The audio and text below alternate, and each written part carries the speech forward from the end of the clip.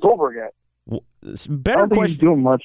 Better question. I mean, I don't know if he gives a crap about pro wrestling, but it's like, why has Vince not tried to sign him? Instead, he's got people like Vic Joseph. Like, come on, man. Hey, relax, dude. Vic Joseph is not that bad. He's not Michael Cole bad. No, well, nobody's Michael Cole bad. I mean, except for Jonathan Coachman. He's like the worst ever. Oh, dude, Graves freaking buried him at oh, I know. Money in the Bank. Yeah, and then him and Dave Meltzer got into it on Twitter, which was hilarious. Like, yeah, it's like this is one of the only. Hold on, I don't know about this. Meltzer and Graves. No, Meltzer and Coach. Meltzer and Coach. Yeah, because what happened? I guess didn't Meltzer just like eviscerate him on Twitter or something like that?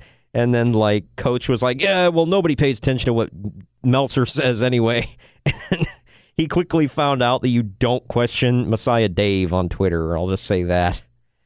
Yeah, all the nephews attacked Coach, didn't they? Yeah, well, apparently he's the most hated. Like, he's taken over the mantle of most hated commentator in the WWE. So he surpassed Michael Cole. He has. That's saying something.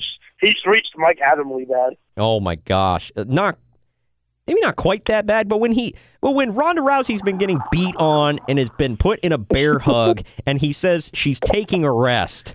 Like, my God, how do you sound that stupid? Why are you still employed here? I know. Best call of all time. I'm like, man, it's pretty sad when I'm like, where the hell's Booker? I have a personal vendetta against Coachman that I will never let go, so screw Jonathan Coachman anyways. I like him as a human being. I don't think he is good at his job whatsoever. No, as a human being, he refused to give me a free video game that I rightfully won. Really? Well, yeah, seriously. You want to get into this right now? I guess. Well, real quick, my story. Let me build him up just so you can tear him down real quick. Okay, go ahead. At the Hall of Fame, there was Greg on the. There was Greg, and then to the right of him was me, and then to the right of me was a young guy who clearly had Down syndrome. Real quick about the Hall of Fame. At the beginning of the show, when Lawler's doing the introduction, we can see you guys. I don't know if you. Yeah. You sent Greg the picture, and then Greg showed it to me. So I was like, awesome. I still got to go back and watch. Cool. But but to the side of me was a young man with Down syndrome, and Coach walked like everybody had to walk right in front of us to get to their seat. And Coach walked by, and this kid's like going nuts. He's like, Coach, and he had this piece of paper. He's like, I got this letter for Jerry Lawler, and Coach took it and put it in his jacket. He's like, I'll make sure he gets it, buddy. And I was like, that's all. That's really cool of him, because he could have just been like, blown him off. And then Sonya Deville came walking by, and he's like, Sonya, high five. And she's like, high five from here. And they do like a long distance, like air high five. I'm like, that's cool. But yeah, after that, I was like, all right, Coach, you're cool in my eyes, but you still suck at your job. So. Damn, well, I mean, I was looking to tear his ass down, because screw him. All right, well, I guess it's time for you to verbally tear him down there, Ramon. What do you got? So at WrestleMania 23 in Detroit, it was 2007, so I was 15 at the time. They have, I don't know if you remember, like during WrestleMania weekend, they used to have the video game challenge. I think so. I think SmackDown at the time. Yeah, and, it was way before Up, Down, Down. Yeah. Yeah. So this was always, every year it was won by Shelton Benjamin. I think the first 2 years he won like easily, and he had retired for 2007. He didn't want to participate again. Wow. So they had like this tournament. They had like fans come in, and me and my brother were at that show, and my brother was like in the far back drinking. He says supposedly he was a fine guy, but I met that guy. I'm pretty sure that wasn't a fine guy. If he is, he's a total dickhead. But for sure, it's a birthday with me, by the way. Just got to flip them out. Okay, good. Wait, what? Yeah, anyways, fine guy. Fine guy shares a birthday with me. Oh, nice.